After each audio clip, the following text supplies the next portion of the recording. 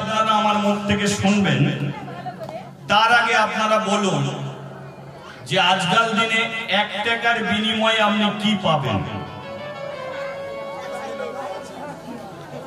এ বলে লজেস ছাড়া আর কিছু জুটবে না।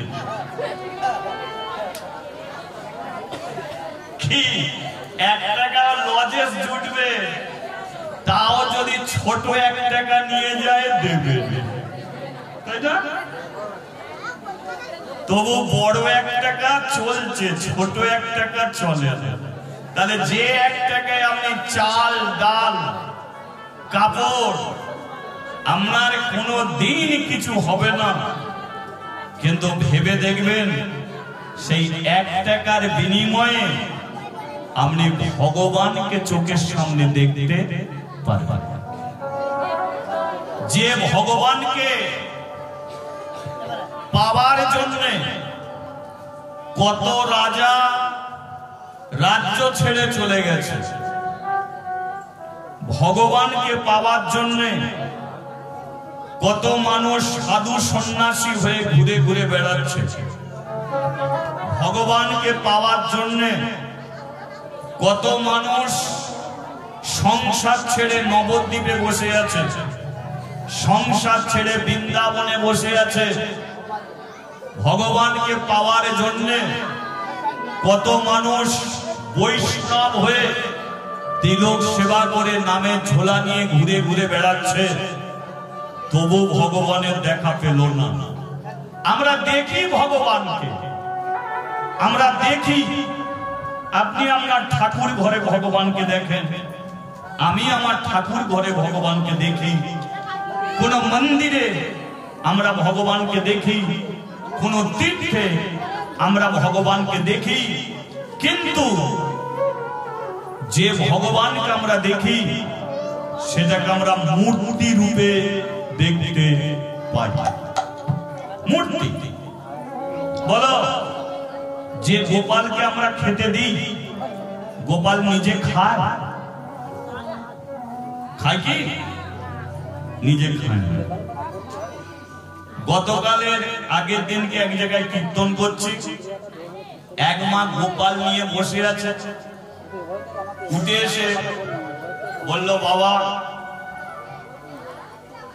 গোপালকে কোলে নেন। আমি নিলাম। বলে, জানো বাবা, গোপালের রাত্রিকালে আমাকে বলল যে আমি ওর একবার কোলে উঠব। আমি বলল, তোমার গোপাল বলল? বলে, হ্যাঁ বলল। না, ও বললো না, তুমি তাকে বললে? বলে, আমি বললাম চ তার কোলে তোকে তো। কি ভেবে দেখো। তাহলে আমরা যে মূর্তি রূপে আমরা পুজো করছি, যাকে আমরা দিনের পর দিন ডেকে যাচ্ছি, খেতে দিলে খায় না, কথা বললে বলতে চায় না, ডাকলে কানে শুনতে পায় না, হাত বাড়িয়ে দিলে হাত ধরে না, হাঁটতে বললে হাঁটে না। তাহলে ওই ভগবান আমরা দিন যাচ্ছি, ওকে আমরা ডেকে যাচ্ছি, কিন্তু বলুন তো 1 টাকা যার কোনো মূল্য নেই আজকাল দিনকে, সেই 1 টাকার বিনিময়ে আপনি বৃন্দাবনে যাবেন, আর সেই বৃন্দাবনের ভগবানকে আপনি দেখবেন, সে আপনার সঙ্গে কথা বলবে,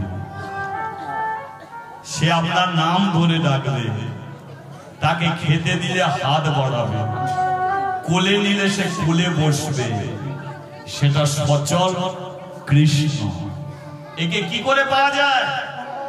একে পেতে গেলে সবচেয়ে প্রিয় বস্তু হলো মানুষকে দান করতে হবে। দানে তুষ্ট জগৎপতি। দান করো, তবে যাকে তাকে দান করো না।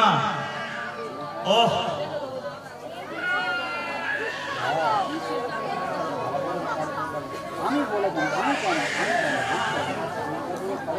সঠিক পাত্রে দান করো। সঠিক পাত্রে দান করলে ওই দানের ফল তুমি পাবা।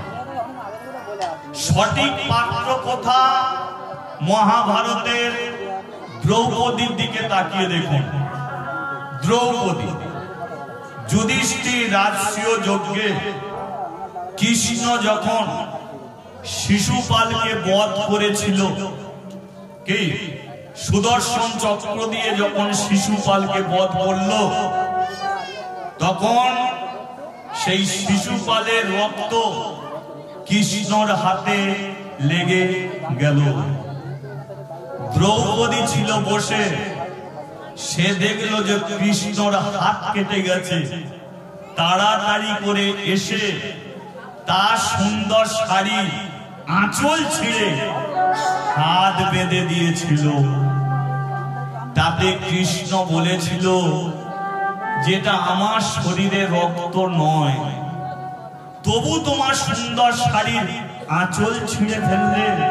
তাতে দ্রৌপদী বলেছিল যে আমার 5টা স্বামী,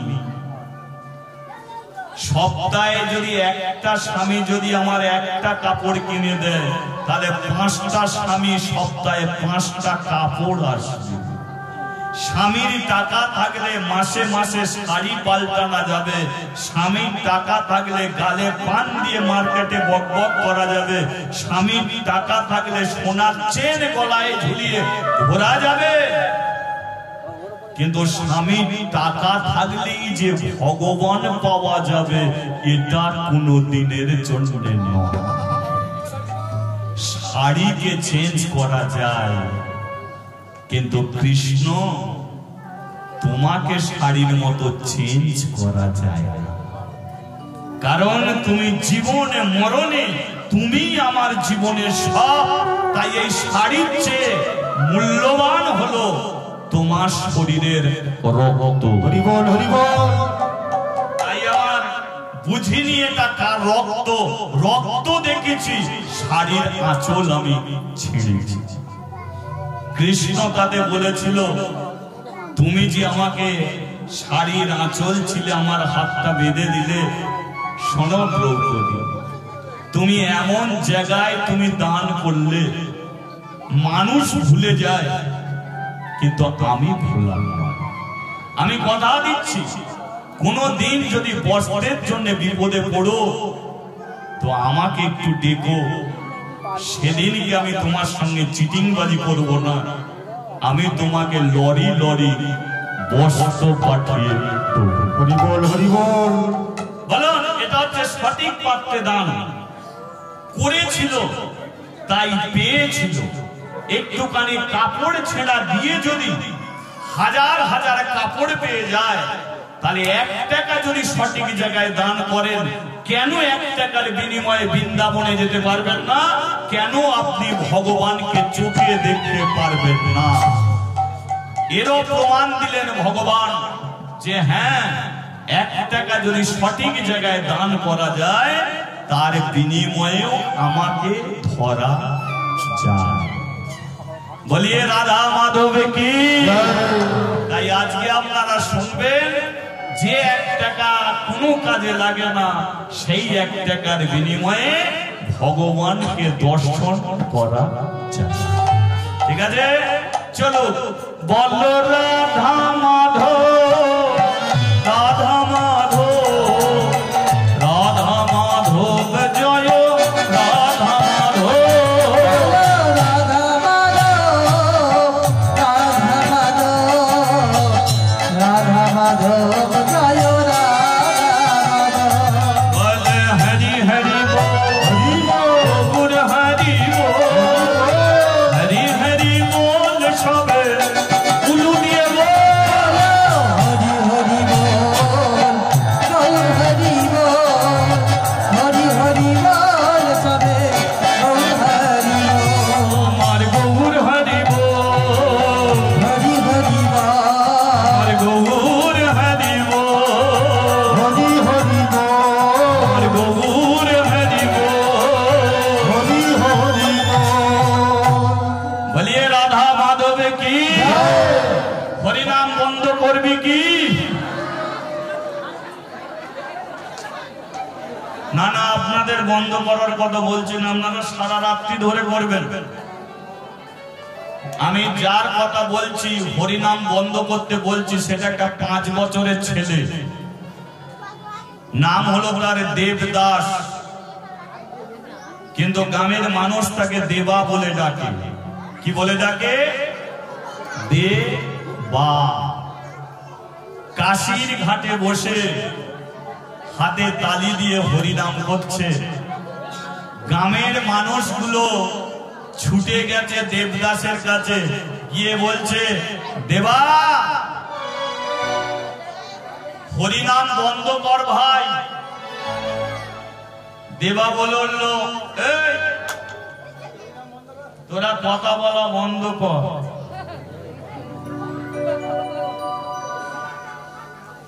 হরিনাম বন্ধ কর ভাই। দেবা বলে, কেন? এই তো সবে শুরু করেছি, তুই তাড়াতাড়ি বাড়ি যা। কেন বাড়ি যাব? কেন? শোন, তোর বাড়িতে একটা বিপদ হয়ে গেছে। দেবা বলে, কিসের বিপদ? কিছুক্ষণ আগে তোর বাবা মারা গেছে। বলুন তো, মরণ খবর সরাসরি কাউকে দেয়? ছেলে যদি বাইরে থাকে, ঘরে যদি বাবা মরে যায়, ফোন করে বলে, তাড়াতাড়ি বাড়ি আয়, তোর বাবা খুব অসুস্থ হয়েছে। কিন্তু বাবা মারা গেছে। কিন্তু দেবাকে বলে দিল, তোর বাবা মারা গেছে। দেবা বলে, বাবা মরে গেছে? হ্যাঁ, মরে গেছে। আচ্ছা, বাড়ি যাচ্ছি। ও কাকা, শোনছ, বাবা মরে গেছে। ও কাকিমা, শোনছ, বাবা মরে গেছে। ও বৌদি, শোনছ, বাবা মরে গেছে। সবাইকে বলে বলে যাচ্ছে বাবা মরে গেছে। যাকে বলছে দেবা বাড়ি যাবার আগে, ওহ, এতো বড্ড গন্ডগোল করছে, ধরো ওকে। এই বস, চুপ করে বস।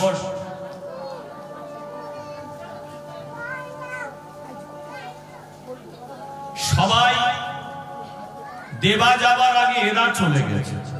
গিয়ে দেখতে পাচ্ছে দেবা তার ছোট্ট ঘর, কোনদিন কাকপক্ষী গিয়ে কুকুর বসে না, আজকে দেখতে পাচ্ছে 500-700 মানুষ বাড়ির সম্মুখে ভিড় করেছে। দেবা আস্তে আস্তে এগিয়ে গেছে, যার মুখে তাকাচ্ছে দেখতে পাচ্ছে সবার চোখ দিয়ে জল পড়ছে। কোন মেয়েরা মুখে কাপড় দিয়ে গুমড়ে গুমড়ে কাঁদছে, কেউ মাথা ঠুকে ঠুকে কাঁদছে, কেউ বুক চাপড়ে কাঁদছে। দেবা তখনও বুঝতে পারছে না এরা কাঁদছে কেন, বাবা তো মরে গেছে। মাকে গিয়ে বলল, ওমা, এরা বলছে বাবা মরে গেছে, বাবা আছে কোথা বলো তো? মা আঙুল বাড়িয়ে বলে দিল, তুলসী তলায়। দেবা ছুটে গেল তুলসী তলায়, গিয়ে দেখতে পেল সাদা কাপড় দিয়ে তার বাবাকে ঢেকে রেখেছে। মুখ থেকে সাদা কাপড়টাকে সরিয়ে দিয়ে বলে উঠল, ও মা, মা, বাবা তো ঘুমাচ্ছে।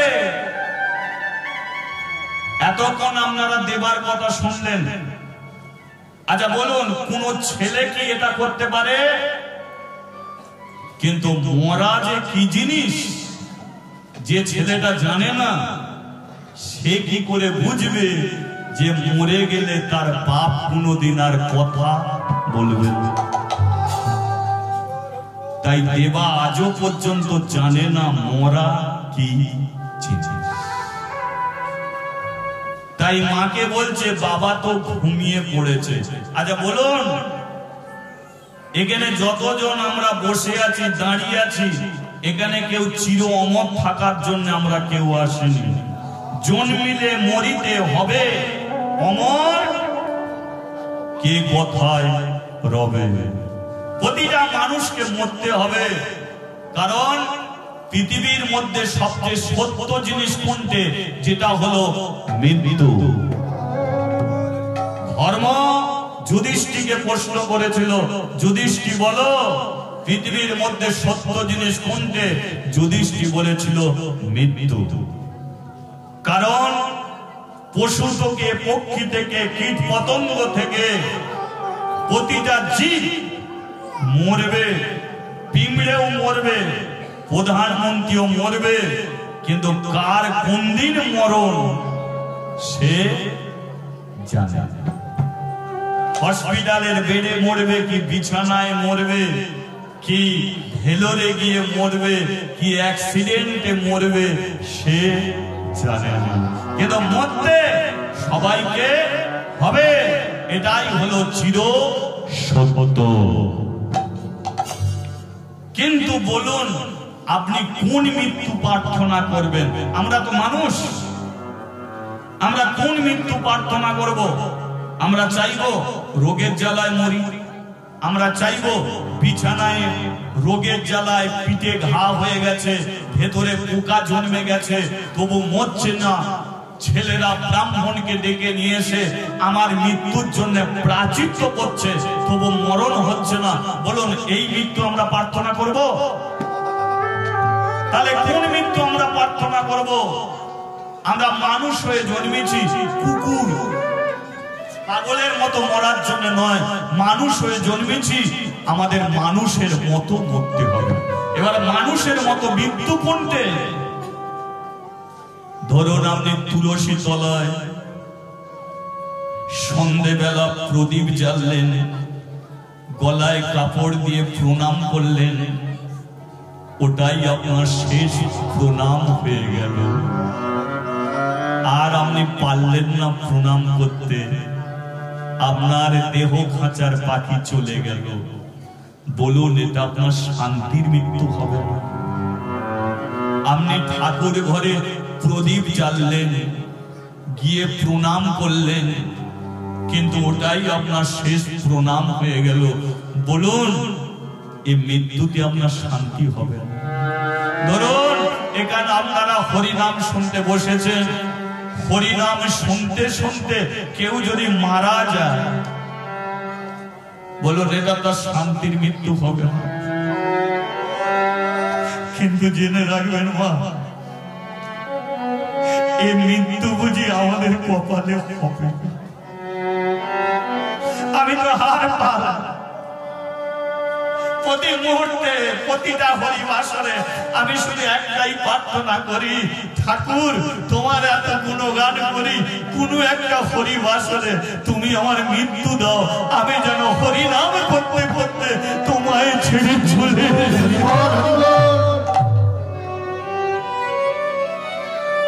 কোন মানুষ যদি তুলসী তলায় প্রণাম করে মারা যায়, কোন মানুষ যদি ঠাকুর ঘরে সন্ধ্যা প্রদীপ দিয়ে মারা যায়, কোন মানুষ যদি হরিনাম শুনতে শুনতে মারা যায়, মানুষটাকে দেখবেন মনে হবে যেন ঘুমিয়ে আছে, তাই না? ঘুমিয়ে আছে, দেখবেন শরীরে সব ঠিক আছে, চলছে না শুধু তার নিঃশ্বাস আর প্রশ্বাস, দেখলে মনে হবে মানুষটা ঘুমাচ্ছে। এই মৃত্যুকে আপনি প্রণাম করবেন, আপনার মঙ্গল হবে।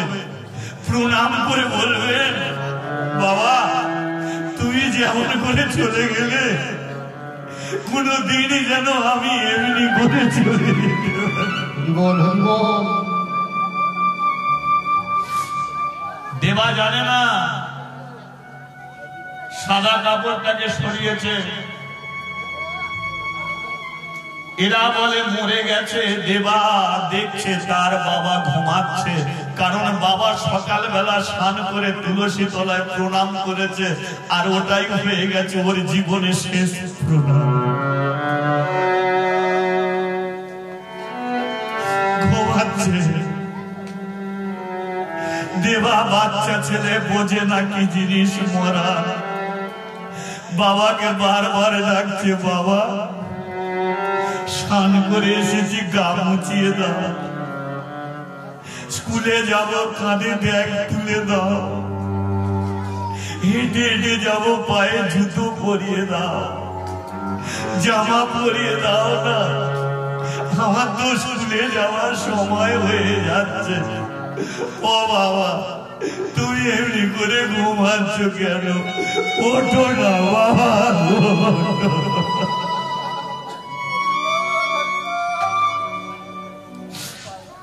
বাচ্চা ছেলেটা কেঁদে কেঁদে বাবার কোলের কাছে শুয়ে পড়েছে। দেখবেন স্বামী স্ত্রী ঝগড়া হবে, বাচ্চা ছেলে জানবে না যে কিসের জন্য ঝগড়া, কি কারণে ঝগড়া, কিন্তু মা যদি কাঁদে ছেলেটা গিয়ে মাকে জড়িয়ে ধরবে, মা কাঁদিস, মা কাঁদিস। বাবা উঠছে না, দেবা গিয়ে মরাটার পাশে শুয়ে বাবাকে জড়িয়ে ধরে, বাবা তুই যখন উঠবি না আমি আজকে স্কুলে যাব না, আমিও তোর কাছে ঘুমাবো। কেন উঠবি?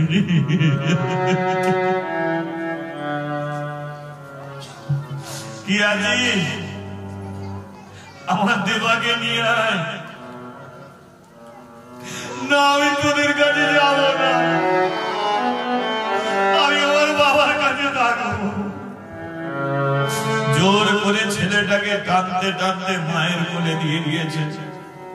মাকে হাজারবার প্রশ্ন করছে, চল না বাবাকে তুলে নিয়ে এসে, চল না বাবাকে তুলে নিয়ে এসে। কিন্তু মা কি করবে? সে তো জানে যে চলে গেছে ও কোনো দিনের জন্য আর ফিরে আসবে।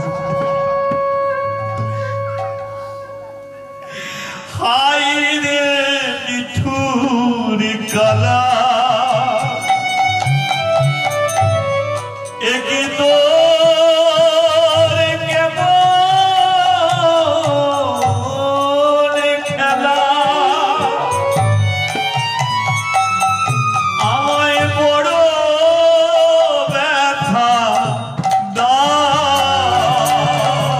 হায় রে